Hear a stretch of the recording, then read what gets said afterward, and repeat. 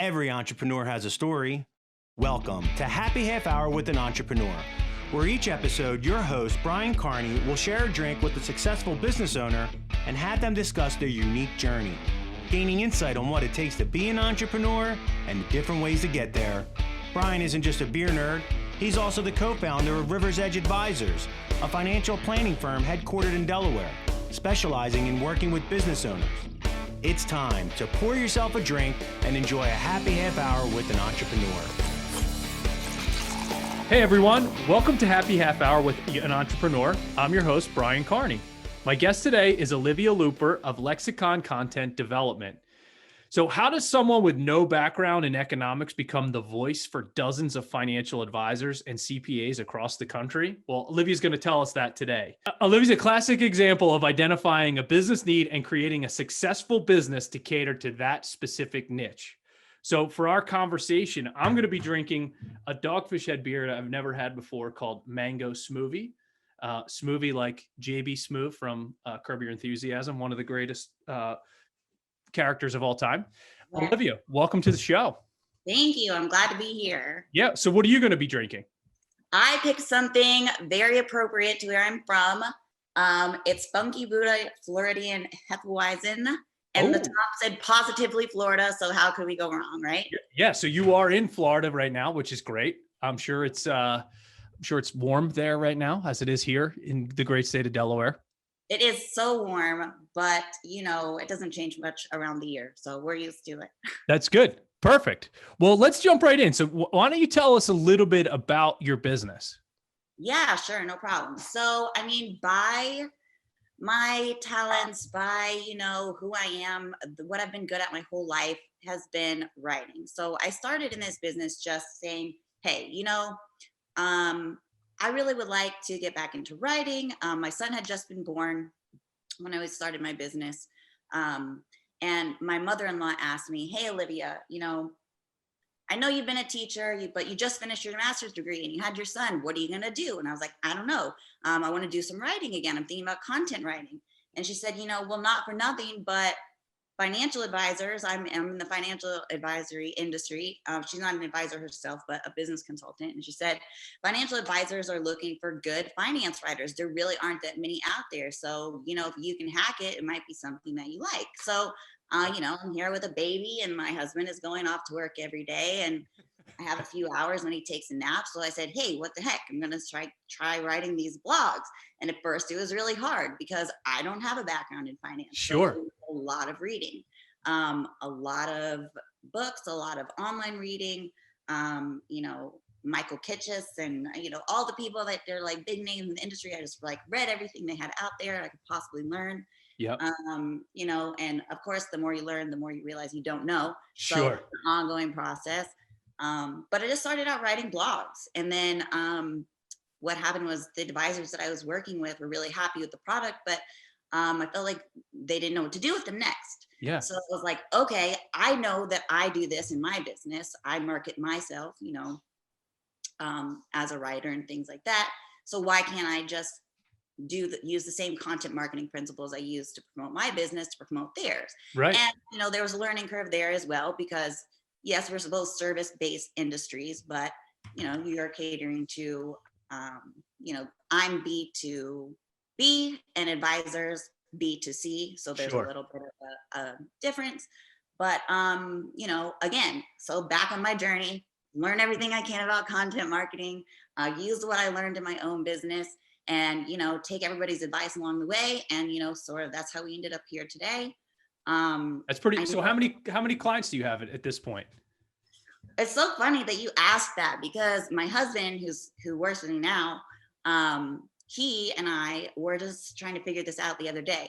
I would say right now we service about 20 advisors. Yeah.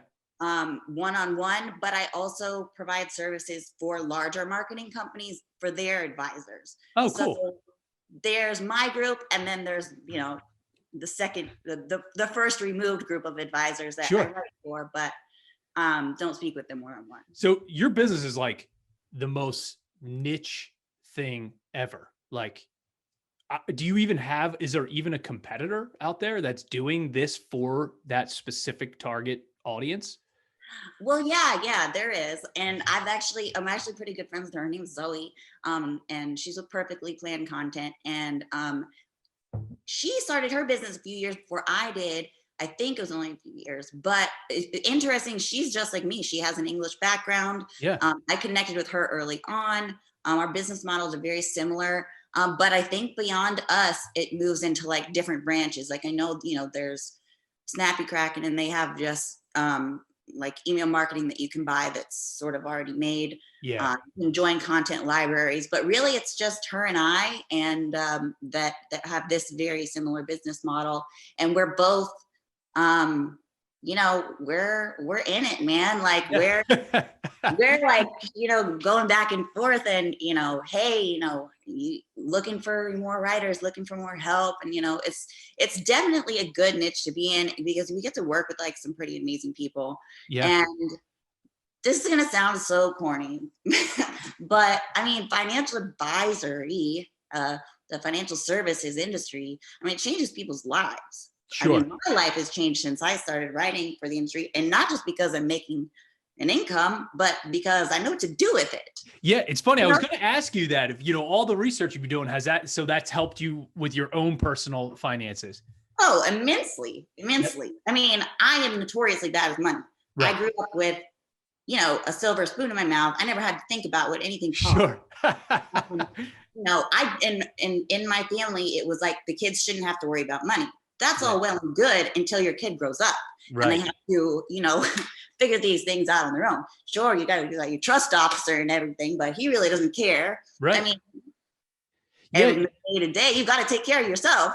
It is interesting. That's a really interesting point there, because I think a lot of people struggle with, when do they start telling their kids about how money works and how much money they have personally? I started sitting down recently with my kids. Mine are 13, 12, and 10. Actually, today's my 12-year-old's birthday. And, really trying to say, like, here's how much money we have, because kids have no idea what $500 is or what $1,000 is. So when you start helping them understand that, and how you can lose that by investing and make it, I think it kind of makes their head explode a little bit, but it's really important. So you don't have to get to a certain point where you're in your 20s or 30s and go, holy crap, I don't know what I'm doing. Yeah. So, I mean, I kind of just told myself this story that I was just going to be notoriously bad with money for the rest of my life. Right. That was my money script, right? Yeah. But I'm drinking the Kool-Aid now, I guess, and my life is, it's way more peaceful when your financial ducks are in a row. For sure, yeah. So if any income level, this is not something that people of just low income levels deal with. I mean, it doesn't matter how much money you have. If you're not good, don't know what to do with it, if you're not good with putting it in the right places, you're still going to be, up the creek without a paddle. Absolutely. Well, I always say that financial advisors have a job for really 3 reasons. Number 1, people don't want to deal with their finances. Number 2, people don't know how to deal with their finances. Or number 3, a combination of the two. So, to be able to learn all that stuff as you go through. So let's show, I'm really curious about that. So you are you have an English background, and then all of a sudden you're writing about, derivatives or the S&P 500 or Bitcoin or those sort of things. How do you teach yourself all of that to be able to take super complex ideas and break them down for a consumer who's, wants it, to be in a digestible format? How did you figure that out, and how did you learn how to do that?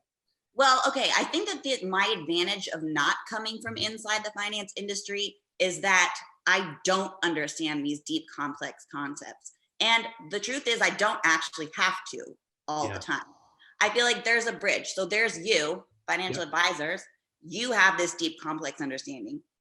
Then there's the consumer, and then I'm this liaison in the middle, right? So I don't know as much as you, but I know a little bit more than they do. Right. So I can articulate, what it is that's happening, or what it is we're talking about, in a way that gets enough of the meat that shows that you're an expert as an advisor, but is not too convoluted or overwhelming, so that the person who's reading it says, I see value here. I kind of understand what's going on, but I know that I'd be in a better position if I had the expert to help me, because there are all of these nuances and things that I don't necessarily understand or don't have time to learn myself. Yeah. You know, that's interesting. So you're sort of like a filter between the super jargon world of financial advisors down to the client, where they don't really care about those super jargony terms and that really complex ideas. They just want to know, they just want to get the gist of it. You know, there are some clients that really want to go into the weeds. There are. That's true. But that's not the majority. So right. Yeah. And the majority want to read an article and be like, okay, I understand what that meant. So that's really an interesting way. So you built your entire business by being that filter. Yeah, absolutely. And so it's just, and it's just a lot of reading. I hold myself to very high standards. I don't like a lot of the finance writing that is out there. It's either too surface or too dense. So for me, I really like to write articles that humanize the topic, meaning I'm aiming to show what value it is in explaining this in the first place. Yeah. You know, that human level, like, why is this important to you? Sure. And then a little bit of the technical. So I just like want to have a good blend. Yeah. So would you consider yourself, now, most of the time you think about like someone with a background in English, they would consider themselves introverted. Do you consider yourself an introvert or an extrovert? I don't know. And this is an identity crisis I feel had. My whole life, I was extremely extroverted. But on some levels, I feel like I'm also very reserved. There's a lot going on inside that is not shared with the outside world. Not in like a dark, morbid way. Just, got a lot going on up there. Yeah. So I feel like I'm a hybrid. I am extroverted in social situations, but also like I spend every day, working by myself. My business is, writing is a profession of isolation. So, by nature. True. Well, but on the flip side, you have to go find clients yourself. You have to bring them in and keep them happy. And, that takes the skills of an extrovert. So it is interesting. So you're really both halves. Like I would agree with you that writing, especially financial writing, has to be a lonely world, in your house, reading and pecking away on your computer. But then you also have this business side where you have to have client relationships. So that is an interesting. Yeah. And, I love the business side. Like I love writing. I feel proud of the products that I've made at the end. Sure. But at the end of the day, if you were to ask me how I want to spend my time, it would be in business generation. Like I could do it all day. I guess that's why I like the marketing side of my business, because I like generating business. I like finding creative ways to, reach and connect with people, whether that's through written content or video or on the phone or whatever it is. I love it. I think that someday in the future, I will definitely be like a serial entrepreneur. Once I get this baby under control, get some more infrastructure, then I definitely see myself branching out and doing other things, maybe in the fitness or, bringing my entrepreneurial skills to other areas, just because I love it. That really fuels me a lot. Absolutely. Well, since you brought up the fitness part of it. So you're the third female entrepreneur we've had on this podcast that had spent a significant amount of time doing competitive fitness, whether it be bodybuilding or, those type of fitness things. So you're now a competitive bodybuilder, right? Yes. So why do you think that world leads to, how do you think that what you learn in that world of bodybuilding translates over to what happens in the world of business? Well, obviously I think the first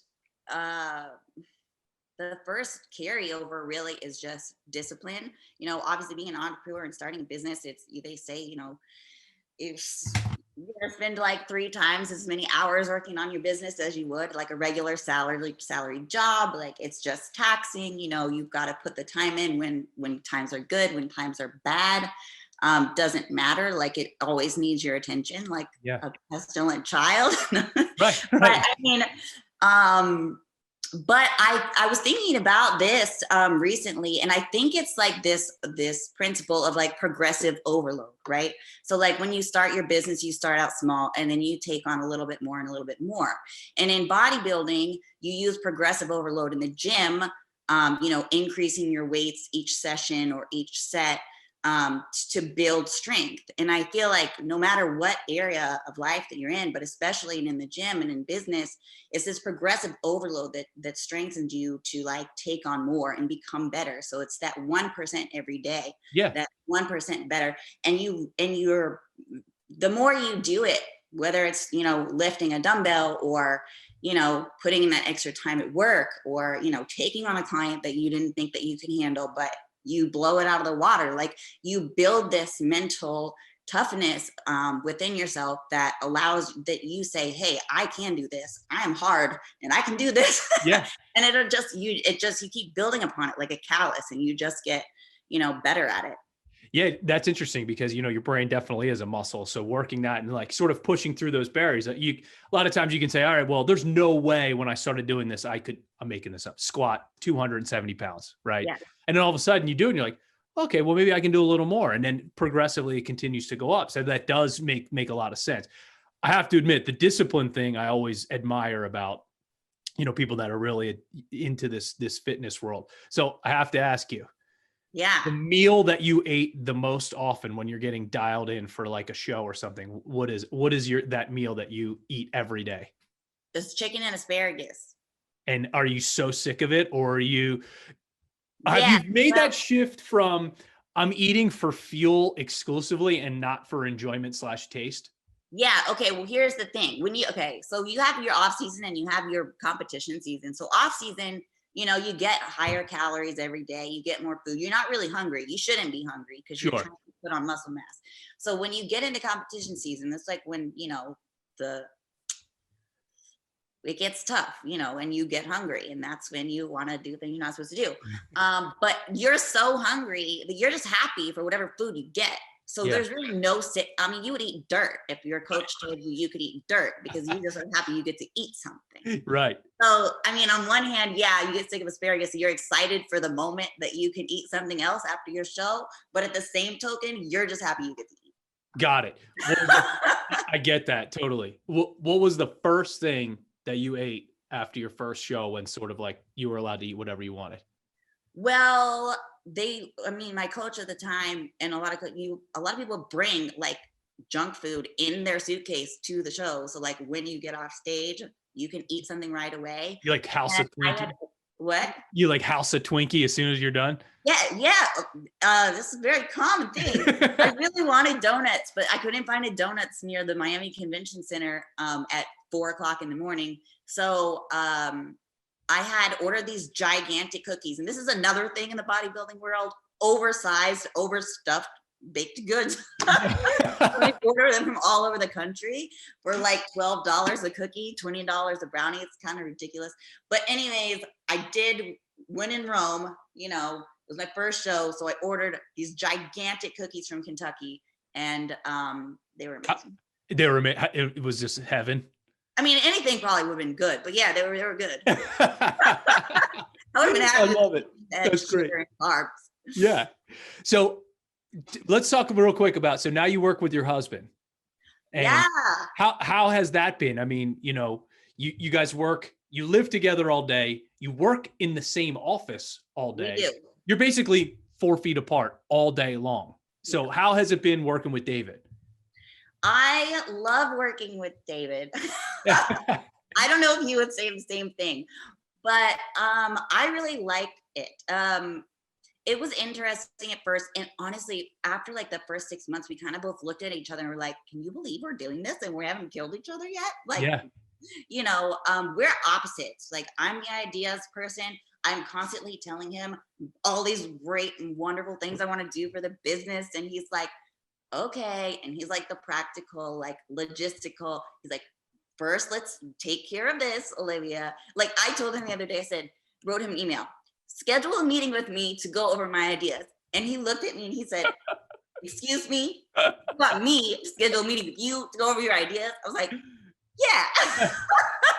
Okay, what was wrong? Have you guys read the book Traction? No. So Traction, in a business, there's two people. There's a visionary and there's an integrator. A visionary is like tons and tons and tons of ideas.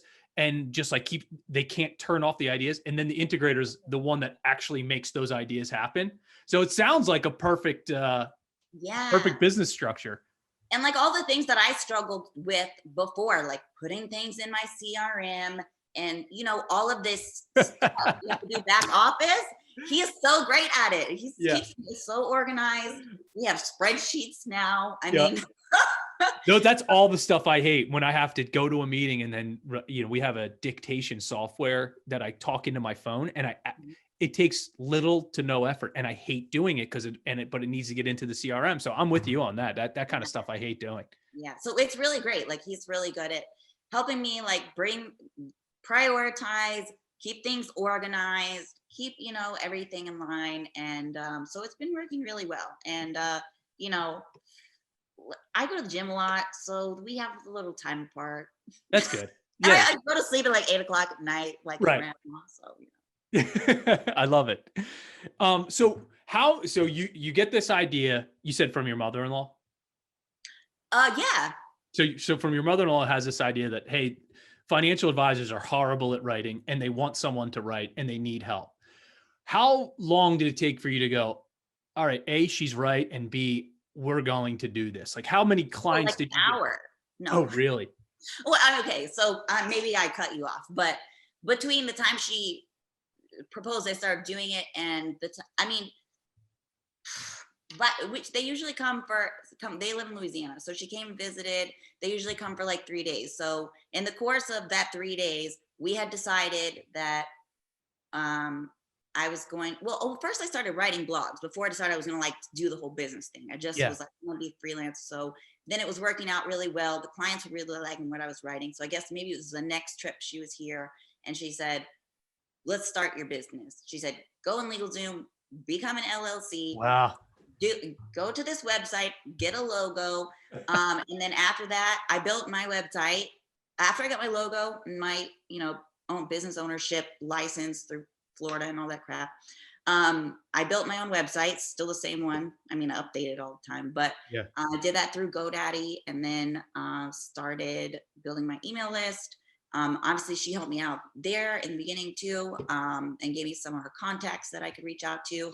And then, you know, a lot of the beginning of the business was built on referrals. So it was email marketing and referral is really how I went from being like part-time freelancer to like, okay, this is supporting our household income. Amazing. That really is amazing. It's kind of interesting. You're like, oh, this is a good idea. And she basically pushed you off the ledge and said, we're doing this right now.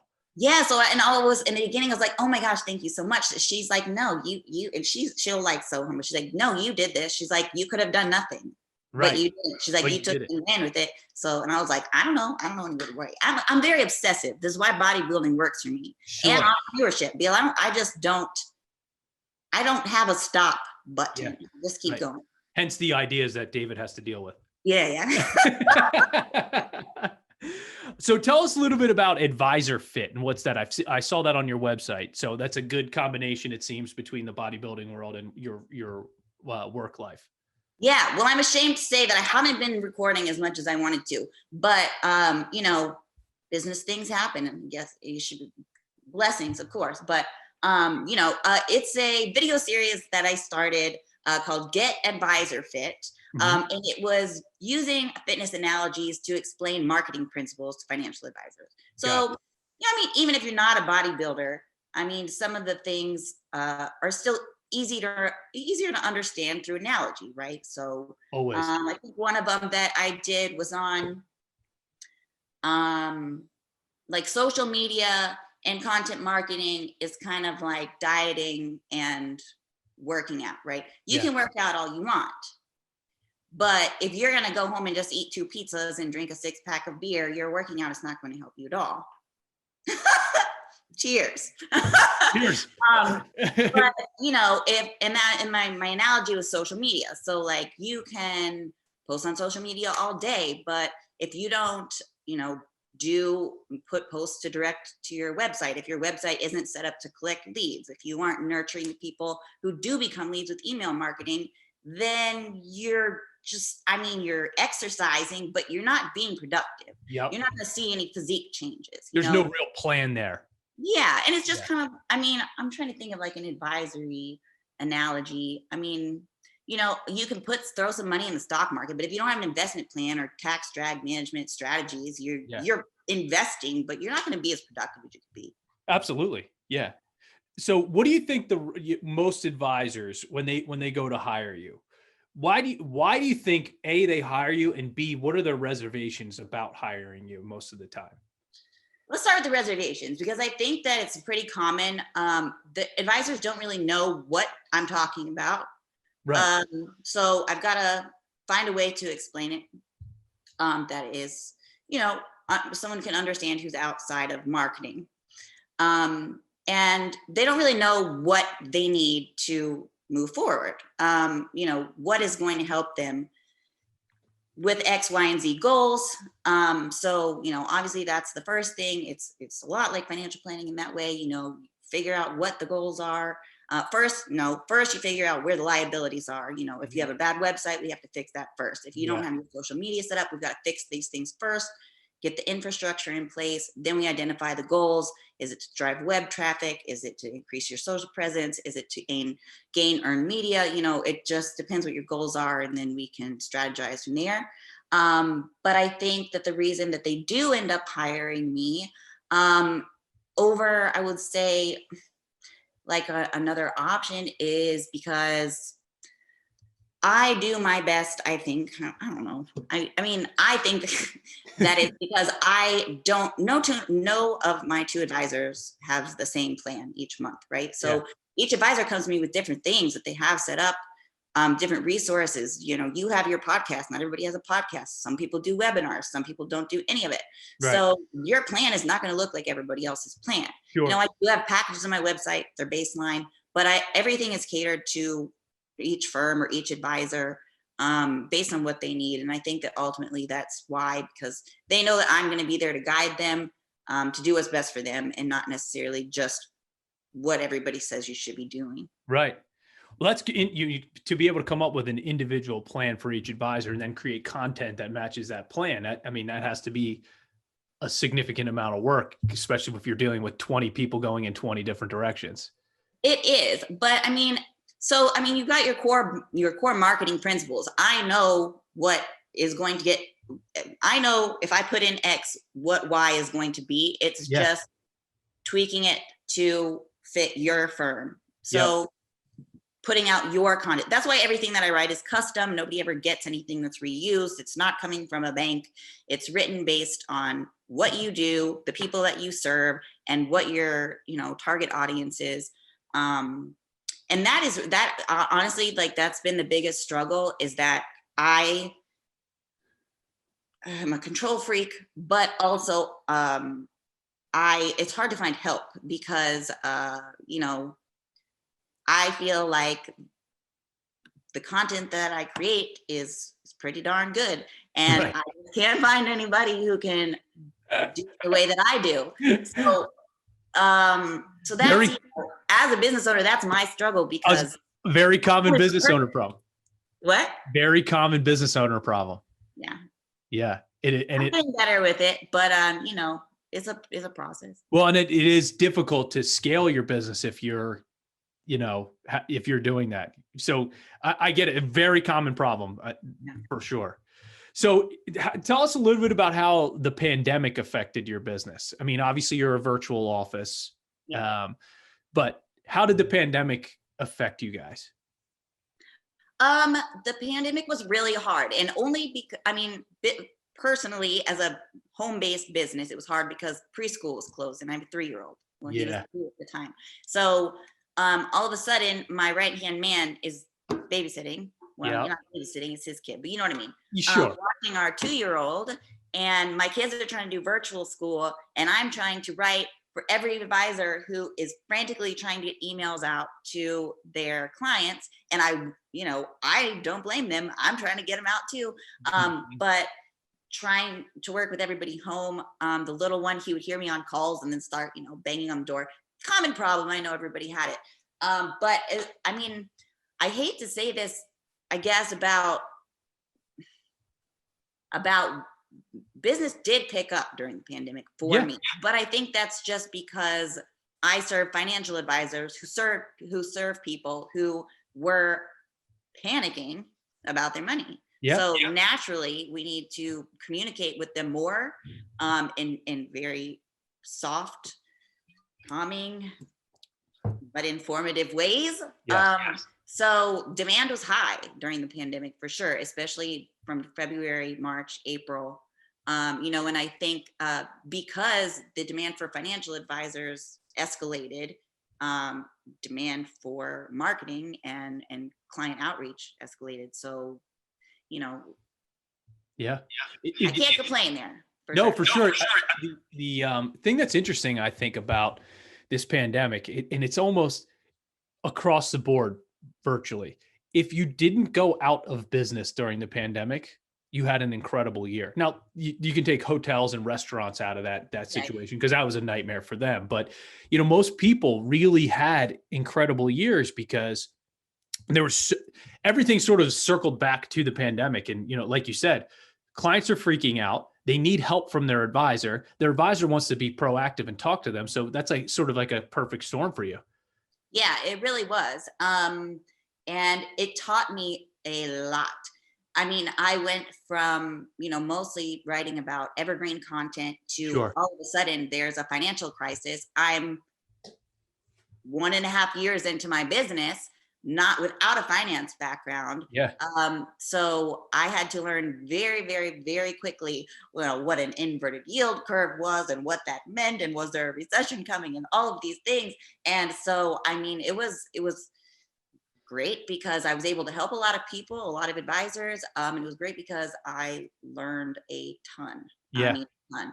And I'll certainly never forget it. It was definitely a period of time I'll never forget. It's kind of interesting because I've been a financial advisor for 20 years. So my first week in this business was September 11th, 2001.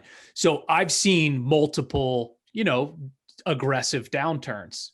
So when this all happened, we had to sit down with all of our people, our young employees, and say like, hey, this is what's happening.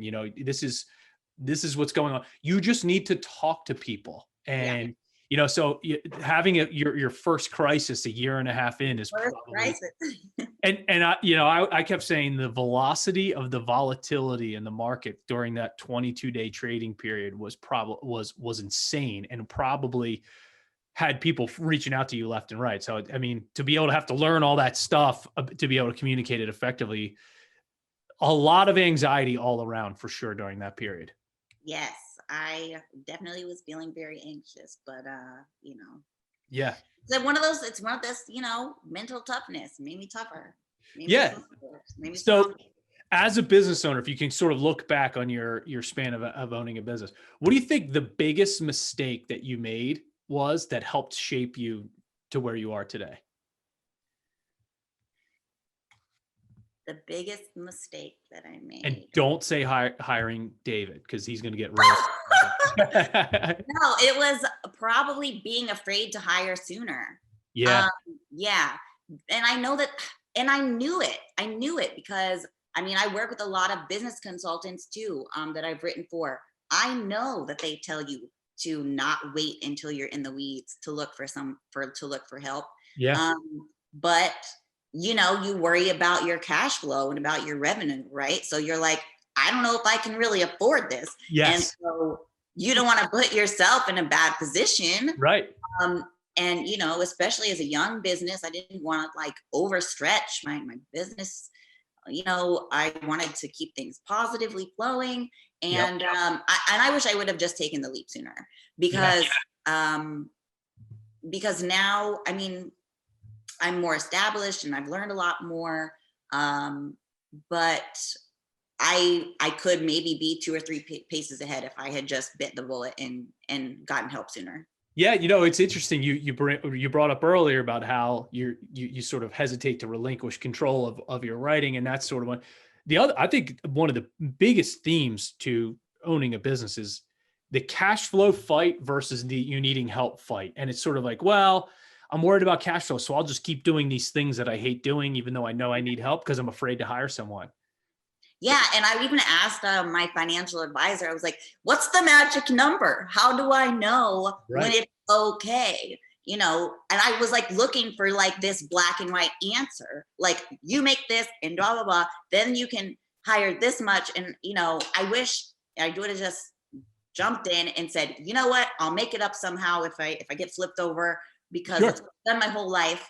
You know, like a little turtle. But it is difficult. That's it. I wish I would have looked for help sooner, and not just David, but you know, writers and people who help me with graphics and things like that. I should have just bitten the bullet, because it's so much help, and it helps you open the door to help more clients. So yeah, you're so right. To look at it as an investment as opposed to an expense is really a difficult thing to do, especially in the infancy of a business. Yeah.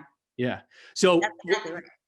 One question I'd be interested in is if you could go and talk to someone that's thinking of starting a business, a female business owner, potentially, what would be one piece of advice that you would give to her?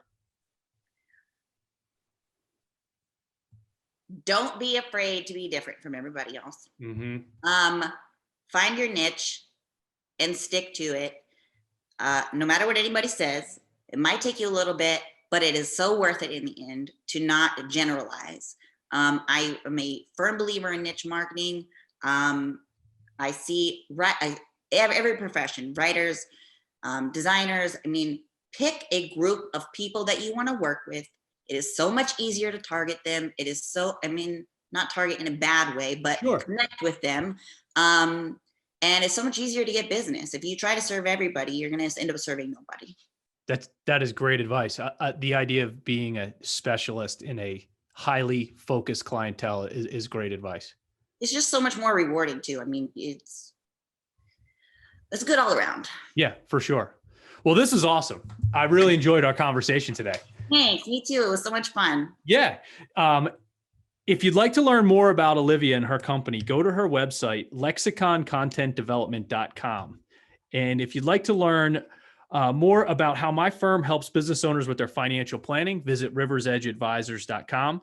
To hear past episodes of the podcast, go to happy-half-hour.com. And finally, if you want to connect with me on Untapped, my username is brcarney7. So now I have to review this beer. So I love Dogfish Head, and since it's from Delaware, I'm probably a little bit biased, but I really like this. This is an 8.5% or 6.5% beer. I'll give this a 3.5 out of. I'll give this a 3.5 out of 5 rating. You have a rating for yours? Well, mine is not that high percent. Mine's only 5.2%. Okay. But I like it. I've had other Funky Buddhas before. I would give it. It's a solid 3. Okay, perfect. I love it. Yeah. Now you have to go hit the treadmill to. I know. I've been so bad now. Well, thank you so much, Olivia. It was great to have you on. I really appreciate it.